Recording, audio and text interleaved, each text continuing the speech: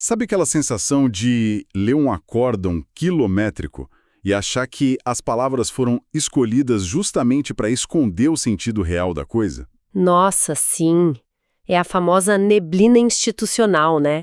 A gente acaba esbarrando num muro de jargões. Exato. A pessoa lê, relê e, a lógica simplesmente escorre pelos dedos. Fica parecendo uma parede cheia de hieróglifos. E o pior é que a gente gosta de pensar no direito como uma ciência exata, sabe? Mas a linguagem que os tribunais usam cria uma barreira imensa para quem precisa aplicar aquilo na vida real. Ou para quem precisa, claro, marcar o X na alternativa correta de uma prova, né? E é exatamente por isso que o projeto Direito Sem Juridiquês existe. Com certeza. O objetivo aqui é traduzir tudo isso. Isso aí. A nossa missão hoje é derrubar esse muro. Nós vamos fazer uma imersão profunda e traduzir o complexo para o simples. O nosso alvo de hoje é o informativo de jurisprudência número 888 do STJ. O Superior Tribunal de Justiça. Ele mesmo. O informativo do dia 12 de maio de 2026. E, olha, nós vamos passar por absolutamente todas as teses cruciais desse documento, sem exceção. Todas elas. Porque para quem estuda para carreiras de alto nível, dominar o raciocínio do STJ não é um luxo, né? É pura sobrevivência. Com certeza. Eu estou super animado para começar. Mas antes de a gente mergulhar de cabeça, um recado bem rápido para quem nos escuta. Quem quiser apoiar o nosso trabalho e ter acesso a um material ainda mais focado, dá um pulo na nossa página no apoia.se. O material lá tá incrível. Tá mesmo. Tem um resumo escrito completinho, com as palavras-chave destacadas e ainda questões inéditas sobre esse informativo para treinar. E claro, sigam a gente no Instagram também. É o @informativo sem juridiques, tudo junto. E os links estão todos aqui na descrição, então fica super fácil de achar. Exatamente. Bom, recado dado, vamos lá. Por que esse informativo específico é tão vital? Olha, o STJ tem o papel de dar a palavra final sobre a lei federal aqui no Brasil. Então, quando o tribunal fala, ele basicamente redesenha o tabuleiro do sistema de justiça inteiro. Ele dita as regras do jogo na prática. Exato. E o que chama muito a atenção nessa análise de hoje é como eles estão redefinindo os limites da responsabilidade. Sabe aquele jogo de equilíbrio? De um lado, o tribunal aperta o cerco contra a corrupção de um jeito bem duro. Mas do outro lado ele coloca freios bem rígidos nos abusos do próprio Estado. Eu vi isso lendo as teses. Então vamos começar por essa parte de apertar o cerco. O primeiro julgado da Corte Especial traz uma discussão super forte sobre o foro por prerrogativa de função, o famoso foro privilegiado. Nossa, esse tema sempre dá o que falar. Pois é. E por muito tempo a gente via aquela manobra clássica, né? O político estava lá, prestes a ser julgado por uma corte superior, e aí, do nada, ele renunciava ao cargo. A velha tática da renúncia. Exato. Aí o processo descia para a primeira instância, voltava para a estaca zero e muitas vezes acabava prescrevendo. O STJ finalmente deu um basta definitivo nisso. Deu um basta total. O tribunal agora consolidou um alinhamento com o Supremo Tribunal Federal, o STF, e aplicou uma verdadeira trava de segurança no sistema. Tá, e como funciona essa trava na prática? A regra agora é claríssima. A competência criminal do STJ continua existindo mesmo depois que a pessoa deixe o cargo. Certo. Mas tem um detalhe, claro. Isso vale desde que o crime tenha sido praticado no cargo e em razão daquelas funções. E a grande virada de chave aqui, a novidade mesmo, é a estabilidade disso tudo. Estabilidade como, não muda mais de jeito nenhum. Isso. O STJ disse que essa regra se aplica a todos os processos que já estão em curso. E não importa se aquela fase de coleta de provas, que a gente chama de instrução processual, já terminou ou não lá embaixo com o juiz de primeira instância. Caramba! Pera, só para eu visualizar bem isso e passar para o pessoal, é como se o cargo viesse com um crachá VIP, né? Mas um crachá que tem uma super cola. Adorei a analogia, uma super cola. Pois é. A pessoa vai lá, apronta uma confusão na festa, usando esse crachá VIP, e aí ela vai embora. Só que o crachá continua colado nela para efeitos de punição. O processo não desce mais de jeito nenhum se a confusão teve a ver com a festa. É exatamente isso. Uma imagem excelente. O foro deixou de ser um bilhete de fuga, sabe? Ele passou a ser uma garantia da própria jurisdição. E, olha, essa postura mais dura do STJ se reflete também num outro julgado da primeira turma, mas agora na área da improbidade administrativa. Ah, aquele lance do enriquecimento ilícito? Isso! Sabe quando o patrimônio de um agente público simplesmente infla, do nada, sem nenhuma explicação aparente? Aquela clássica evolução patrimonial incompatível com o salário. A pessoa ganha lá seus 10 mil por mês, mas de repente aparece comprando uma mansão de 10 milhões em dinheiro vivo. Pois é. Mas aí me surge uma dúvida, bancando o advogado do diabo aqui. No nosso sistema penal e sancionador, a regra geral não é que a acusação tem que provar tudo. Tipo, o Estado não é que teria que rastrear de onde veio cada centavo sujo para punir a pessoa? Então, no direito penal clássico, sim, a regra é essa. Mas o que é fascinante aqui é que na acusação de enriquecimento ilícito na lei de improbidade, o STJ inverteu essa lógica. Inverteu? Como assim? O tribunal decidiu que o ônus de provar a origem lícita desse incremento financeiro sem origem identificada é do próprio réu. Ah, então a bola passa para a quadra do acusado. Ele que lute para explicar. Ele que lute. Exatamente. E a justificativa do tribunal não saiu do nada, viu? O STJ ancorou essa decisão direto na Convenção Interamericana contra a Corrupção. Entendi. Tem base internacional. Uhum.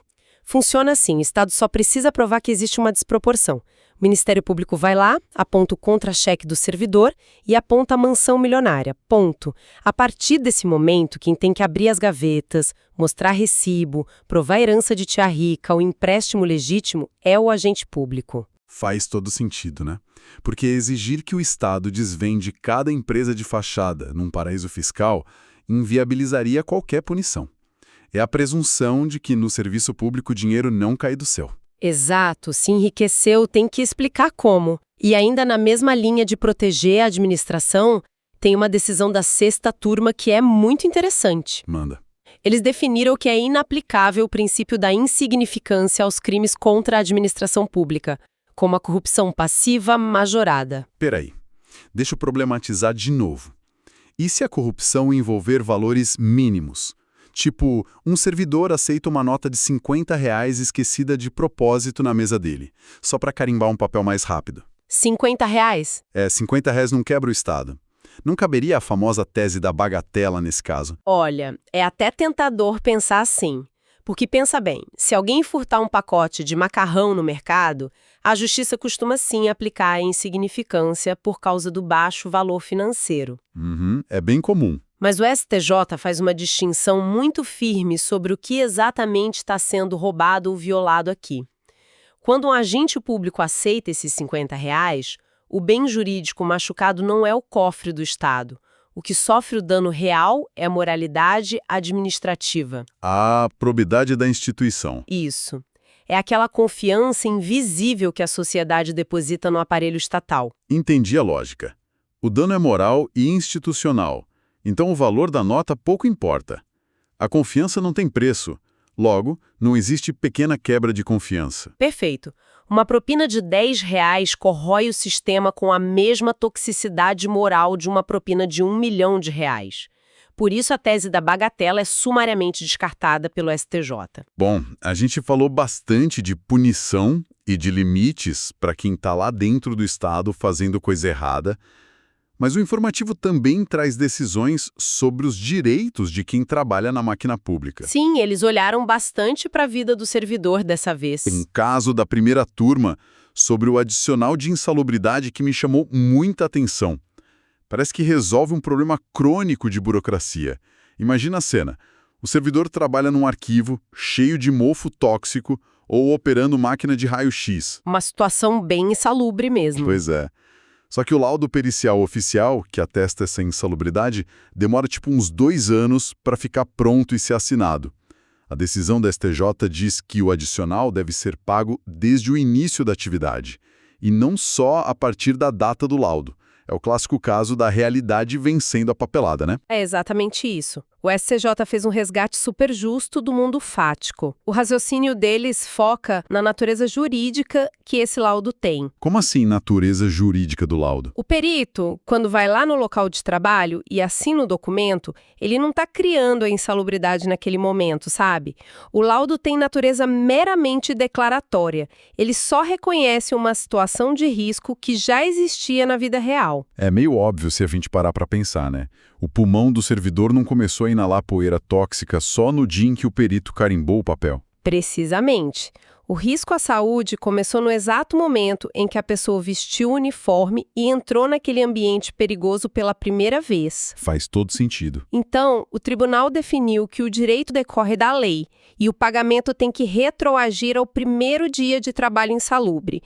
É uma questão de justiça básica com o corpo do trabalhador frente à lentidão da máquina administrativa. E ainda falando sobre a carreira pública, tem um julgado super tenso sobre a entrada nesse universo, especificamente sobre concursos para juiz federal substituto. Esse julgado da primeira turma é bem rigoroso. O concurso para magistratura é o topo da montanha para muita gente que estuda. E o STJ disse que as regras da Resolução 75 de 2009 do CNJ, o Conselho Nacional de Justiça, são absolutas. Eles concluíram que qualquer irregularidade comprovada macula a lisura do certame. Por que essa inflexibilidade toda, a ponto de anular etapas por quebra de protocolo? Porque a seleção para juiz é um momento de maior escrutínio de todo o sistema de justiça, sabe? O que o STJ quis reforçar é que essas regras do CNJ não são meras sugestões ou um manualzinho de boas maneiras. Elas são rígidas. Muito rígidas. Elas são a arquitetura que garante a igualdade objetiva de concorrência. Se uma banca examinadora flexibiliza uma regrinha boba de identificação de prova ou de prazos para recurso, mesmo parecendo um mero detalhe, ela já quebra a paridade de armas entre os candidatos. Entendi. E o judiciário não pode deixar uma sombra de dúvida sobre como escolhe seus próprios juízes, né? De jeito nenhum. Uma regra quebrada ali não é só um aborrecimento formal, é uma mancha que afeta a validade de todo o processo seletivo. O futuro juiz não pode nascer de um concurso com suspeita de favorecimento. Regras são de ferro, principalmente para quem vai ser pago para aplicar a lei nos outros. E falando em aplicar regras, vamos para o próximo, da quinta turma. Tem um caso envolvendo o Corregedor-Geral de Justiça que é muito curioso. Esse mexe muito com as estruturas de poder. A tese diz que a autoridade administrativa, como o Corregedor-Geral, não tem competência para instaurar inquérito judicial para apurar ilícitos criminais. Isso viola o princípio acusatório e gera nulidade. Olha, para mim, isso soa como o diretor de uma escola que está irritado porque alguém quebrou uma janela, tentando atuar como o delegado da cidade e prender os alunos. É isso. A sua analogia capta perfeitamente o absurdo da invasão de competência. O nosso sistema penal é desenhado em cima de um pilar que a gente chama de sistema acusatório. Isso exige uma separação cirúrgica das funções. Quem faz o que exatamente? Existe quem investiga, que é a polícia, existe quem acusa, que é o Ministério Público, e existe quem julga, que é o juiz. O corregedor-geral é uma figura importantíssima nos tribunais, mas a natureza dele é estritamente administrativa e disciplinar. Ele cuida do funcionamento dos cartórios, da conduta funcional dos servidores, essas coisas. Então, quando ele resolve abrir um inquérito para investigar um crime penal, ele está cruzando uma linha vermelha bem grossa. Totalmente. Ele está invadindo de uma vez só o território da polícia e do Ministério Público. O STJ declarou a nulidade absoluta disso. E tem um detalhe quase irônico nesse caso. O que aconteceu? O próprio regimento interno do tribunal local lá permitia essa aberração de o corregedor abrir inquérito criminal, só que depois o próprio tribunal revogou esse artigo. Para o STJ, isso só confirmou a completa ilegalidade do ato. Instâncias puramente administrativas não abrem inquéritos criminais e ponto final. É a separação dos poderes no seu estado mais cristalino. Isso me dá um gancho maravilhoso para a gente mudar de ares. Vamos lá. Até agora a gente viu o STJ arrumando a própria casa, olhando para as estruturas internas do Estado. Mas como o tribunal age quando ele precisa proteger interesses coletivos difusos, tipo patrimônio histórico ou as relações de consumo. Aí o tribunal muda a postura e vira um escudo forte. Em um julgado fantástico da segunda turma sobre uma ação civil pública. A situação era a seguinte: a prefeitura estava fazendo o licenciamento ambiental para uma obra do município, mas simplesmente ignorou a necessidade de uma manifestação prévia do IPAM sobre um sítio arqueológico que tinha na área. Uma omissão claríssima. Pois é, o poder público municipal ficou completamente inerte. E aí, o STJ admitiu que o judiciário intervesse de forma excepcional usando uma tal de tutela inibitória. Mas espera aí, a regra geral não é que o juiz não pode ditar políticas públicas, que ele não pode governar no lugar do prefeito? Sim, essa é a regra. E é aí que está a grande tensão desse caso. Se conectarmos isso ao quadro geral da teoria da separação dos poderes, o judiciário não é um co-administrador, sabe? Ele não tem que dizer para o prefeito onde construir a ponte ou a praça. Contudo, tem uma exceção fundamental. O STJ entende que, diante de uma inércia persistente daquela omissão crônica do poder público que coloca em risco direitos fundamentais ou bens que não têm como ser recuperados, o judiciário é forçado a intervir. Entendi. Porque, pensa bem, se um trator passar por cima de um sítio arqueológico, não adianta a justiça ir lá e aplicar uma multa na prefeitura 2 anos depois, né? O dano é irreversível, a história foi para o espaço. É aí que entra a tutela inibitória. Exatamente aí. A tutela inibitória é, de forma bem simples, uma ordem judicial preventiva. É o juiz agindo antes que o dano aconteça, em vez de ficar chorando sobre o leite derramado tentando reparar o irreparável depois. É um freio de emergência. Perfeito, um freio de emergência. Como a prefeitura cruzou os braços e o patrimônio ia desaparecer sem o aval técnico do IPAM, o juiz precisou puxar esse freio para forçar a administração a agir. Isso não é governar no lugar do prefeito, é proteger o patrimônio que é de todos nós. Fascinante. E mantendo o foco em meio ambiente e competência, teve um verdadeiro choque de agências no julgado 8, também da segunda turma. Envolveu organismos geneticamente modificados, os famosos transgênicos. Ah, esse foi um embate institucional pesado. De um lado o IBAMA, do outro a CTN-Bio, que é a Comissão Técnica Nacional de Biossegurança. A tese definiu que, se a CTN-Bio atestar que a atividade com esses organismos não tem potencial poluidor, o IBAMA não pode exigir licenciamento ambiental. Isso soa muito com uma briga de crachás, né? O IBAMA simplesmente achou que a palavra técnica da CTN-Bio não valia nada. Então, o argumento do IBAMA na época da autuação era de que a opinião da CTN-Bio não era vinculante para eles. O IBAMA defendia que, como é o órgão máximo de fiscalização ambiental, ele teria o poder de sobrepor a própria análise e exigiu o licenciamento mesmo assim. E o STJ comprou essa briga? Não, o STJ cortou logo as asas disso. O tribunal foi olhar lá na Lei de Biossegurança e traçou uma linha demarcatória muito nítida. Eles esclareceram que a atribuição de dizer se uma semente transgênica tem ou não risco ambiental e poluidor é uma análise estritamente científica e exclusiva da CTN-Bio. Ou seja, se os cientistas oficiais, os especialistas em genética, disseram que é seguro, o fiscal do IBAMA não pode inventar uma exigência burocrática da própria cabeça. Isso mesmo. A palavra final sobre a ciência genética ali é da CTN-Bio. Se o STJ permitisse que o IBAMA fizesse exigências paralelas, isso ia gerar uma insegurança jurídica absurda para a pesquisa científica e para o agronegócio no país. Imagina o Estado sendo esquizofrênico, cobrando coisas contraditórias de quem quer produzir. Ninguém ia investir num cenário desse. Bom, já que a gente falou de investimento e de proteger o lado mais fraco, vamos para o próximo caso da terceira turma, que entra no direito do consumidor e no mercado financeiro. Esse julgado atinge em cheio o bolso de muita gente. Demais. A tese diz que existe uma relação de consumo entre a distribuidora de cotas de fundos, ou seja, as corretoras, e o investidor não qualificado, e que a distribuidora tem o dever de verificar o perfil de risco do cliente, havendo responsabilização solidária por produtos defeituosos, como em casos de má gestão ou fraude do fundo. Uma baita proteção para o pequeno investidor. Pois é.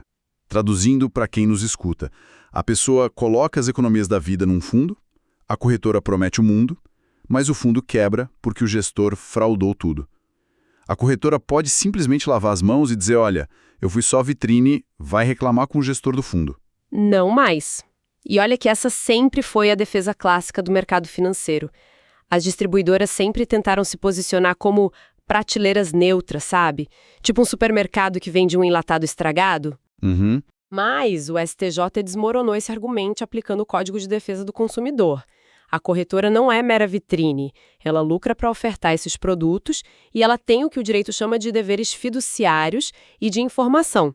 Ela é legalmente obrigada a checar o perfil do cliente, fazer o teste de suitability. Que é avaliar se o produto serve para aquela pessoa específica, né? Exato. Ela precisa verificar se aquele fundo super arriscado e complexo deveria mesmo ser vendido para o investidor conservador que só queria proteger a aposentadoria. Se a corretora falha nesse filtro ou vende cotas de um fundo que operava de forma fraudulenta, ela ofertou um produto defeituoso no mercado. E aí a conta chega para ela também. Chega sim. O STJ disse que a distribuidora responde de forma solidária junto com o gestor do fundo. Ela não pode mais só lavar as mãos. Fantástico. O STJ blindando o investidor comum contra as armadilhas do mercado.